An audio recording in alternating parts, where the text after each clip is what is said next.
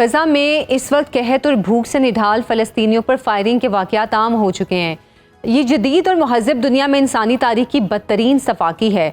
मशरिक़ वुस्ता से स्कैंडिनेवियन तक क्यों कोई भी कुछ नहीं कर पा रहा अब तक? देखिए, इस वक्त जो गज़ा की सूरत हाल है और जो फ़लस्तीन की सूरत हाल है, उसको हम कह सकते हैं कि ये सिस्टमैटिक जेनोसाइड है। जेनोसाइड का मतलब सिर्फ ये नहीं है कि आप बमबारी कर दें और आप बमबारी करने के बाद जो है वो इलाकों को ख़त्म कर दें।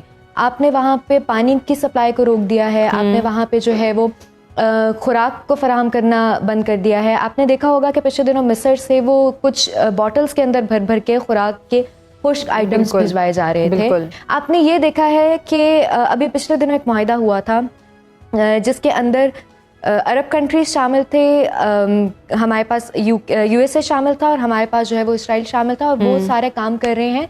इधर आपके पास जो है फ़लस्तीन के अंदर पानी की साफ फराहमी पे, लेकिन वही पानी जो है वो फ़लस्तीन के मुसलमानों के लिए अवेलेबल नहीं है। आपने स्कैंडिनेवियन कंट्रीज़ की बात की तो देखिए इस वक्त जो है वो हालात बहुत बेहतरी की तरफ जा रहे हैं। जब से ये ईवन मुआहदे की बात शुरू हुई है, जब से डिस्प्लेसमेंट की या लैंड ग्रैबिंग का मामला शुरू हुआ है, तो उसके बाद से हम देख रहे हैं कि पार्लियामेंट ऑफ यूरोप, उसके अलावा डिफरेंट कंट्रीज़ के अंदर से बहुत आवाज़ें उठ रही हैं कि जिनकी वजह से फ़लस्तीन को तस्लीम करने की बात की जा रही है। बिल्कुल बिल्कुल। अच्छा सिद्रा, डेविड कॉरिडोर के बाद इसराइल का ईवन सेटलमेंट प्लान भी सामने आ चुका है।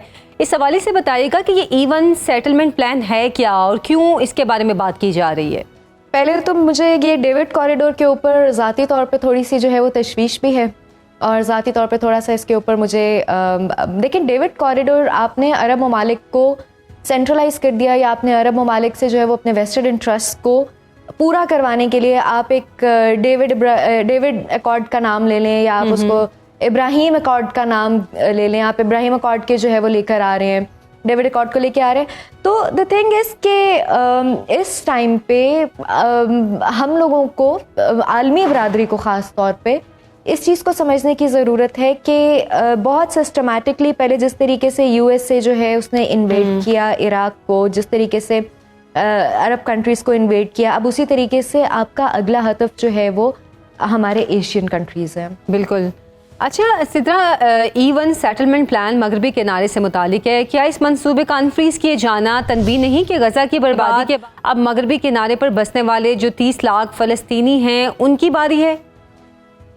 मुरब्बा किलोमीटर जो है वो एक लाइन बिछाई जा रही है जिसमें तकरीबन 35,000 घरों को बनाने का एक मंसूबा शुरू हो रहा है, आपका ईवन मंसूबा। और उसके अंदर जो बद्दू कबाइल हैं इस वक्त मौजूद हैं जो वहाँ पे फ़लस्तीन में, उनको डिस्प्लेस किया जा रहा है। बिल्कुल। और इस तरीके से यरूशलेम का बाकी के इलाकों के साथ जो है वो राब्ता, ज़मीनी राब्ता, आपकी आमदोरफ़्त का राब्ता, आपकी नकलो मकानी, आपका रसद तरसील, हर चीज़ को ख़त्म किया जा रहा है। आप ये देखिए कि अमेरिका ने यरूशलेम को के अंदर अपनी एम्बेसी बना दी थी और उसको इजराइल के साथ जो है वो कनेक्ट करके कि जी यरूशलेम के ऊपर तो सबको पता है कि तो फ़लस्तीन का कैपिटल है, आप फ़लस्तीन से और यरूशलेम से इन दोनों चीज़ों को अलग अलग नहीं कर सकते। लेकिन आप ये देखिए कि इसराइल को बहुत मजबूत करने के लिए वहाँ पे अमेरिकन एम्बेसी का बन जाना, फिर यरूशलेम का जो है वो उससे ज़मीनी राब्ता मुनक़ता करना और फिर 18 बद्दू कबाइल जो कि इस वक्त वहाँ पे मौजूद हैं, उनको इंटरनेशनल लॉ में को यूज़ किया जाता है लैंड ग्रैब टर्म के नाम से। यानी आप उनसे लैंड ग्रैब कर रहे हैं, आप उनकी ज़मीन उनसे छीन रहे हैं और उनको फोर्सफुली डिस्प्लेस कर रहे हैं। इसके ऊपर आप ये देखें कि फ्रांस की तरफ से बहुत ज़्यादा बैकलैश आया है।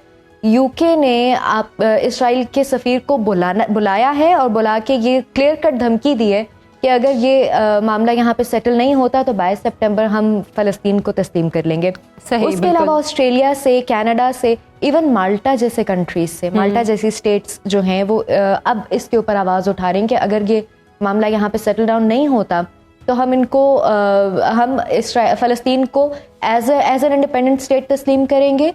इसके साथ साथ जो है जनरल असेंबली के अंदर इस मामले को ले जाने की भी बात हो रही है।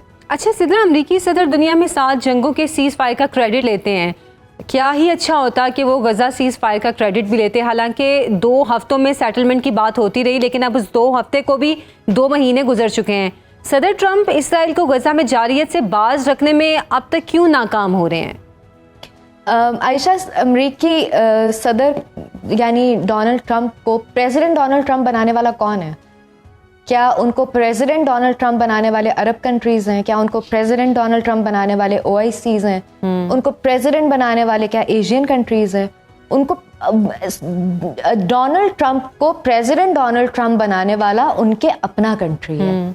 तो आप ये देखिए कि जब उनके अपने कंट्री में एक यहूदी लॉबी जो है वो एक्सट्रीमली स्ट्रांग है, जिसको AIPAC का नाम दिया जाता है, और साथ ही उनके पास जो एंजेलिक क्रिश्चियंस हैं, जो ऑर्थोडॉक्स क्रिश्चियंस हैं, जब वो लॉबी इतनी स्ट्रांग है, और वही लॉबी तो उनका वोट बैंक है, वो किस तरीके से अपने वोट बैंक को तोड़ेंगे, वो किस तरीके से अपनी लॉबीज के अगेंस्ट जाएंगे। उनके मुआशी माहिदे जो हैं वो यहूदी लॉबीज के साथ हैं, उनके टेक्नोलॉजी के माहिदे उनके साथ हैं, उनके जो है वो डिफरेंट किस्म के जो कॉन्ट्रैक्ट्स चल रहे हैं इस वक्त, वो अपनी लॉबी को तोड़ के अपने वोट बैंक को तोड़ के अपनी लॉबीज के अगेंस्ट जाके तो कभी भी फ़लस्तीन की बात नहीं करेंगे। बिल्कुल। अच्छा, अक़वाम मुत्तहिदा ने भी गज़ा में अब फेमिन डिक्लेयर कर दी है। अब इस सूरत हाल के बाद गज़ा सीज़ फायर का मामला और जो गज़ा का हल जो इसका था, ये मामला किस तरफ जाता नज़र आ रहा है? क्या इसराइल के जो मंसूबे हैं वो मुकम्मल होंगे, या वाकई इस वक्त लग रहा है कि जो ममालिक अभी तक ये कह रहे हैं कि अगर तो इसराइल सेटलमेंट नहीं करता इस मामले को तो हम फिर गज़ा को, फ़लस्तीन को एक रियासत तस्लीम कर लेंगे, क्या ये मामला फिर इस तरफ जाएगा? देखिए, जो नेतन्याहू है ना, वो तो इंटरनेशनल क्रिमिनल कोर्ट से ऑलरेडी एक मुजरिम डिक्लेयर्ड है, लेकिन चूंकि वो स्टैट्यूट ऑफ रोम को नहीं मानते जिसके अंडर आपके पास ICC बनी थी, तो वो कहते हैं कि हमारे ऊपर तो इसकी जुरिस्डिक्शन नहीं है। फिर जहाँ तक बात है अक़वाम मुत्तहिदा की, हमें बहुत सारे कंट्रीज से जब रिकग्निशन की आवाज़ें सुनने को मिल रही हैं, तो ये एक बहुत पॉजिटिव स्टेप है towards the freedom of Palestine, towards the declaration of the state of Palestine. और इसके ऊपर अब अगेन सितंबर जो है, सितंबर मैं ये नहीं कहती कि सितंबर इज़ द डेडलाइन, लेकिन जब आपके पास Germany, France, UK, Canada, Australia जैसे ममालिक उठ के बात कर रहे हैं कि इस मामले को जंगबंदी की तरफ ले जाया जाए, वरना हम तस्लीम कर लेंगे फ़लस्तीन की रियासत को एक खुद मुख्तार रियासत के तौर पे। देखिए, हमारे पास हिस्ट्री बहुत वाज़े तौर पे मौजूद है फ़लस्तीनियों का जेनोसाइड। ये इंटरनेशनल लॉज की जब हम बात करते हैं, this is a humanitarian crime,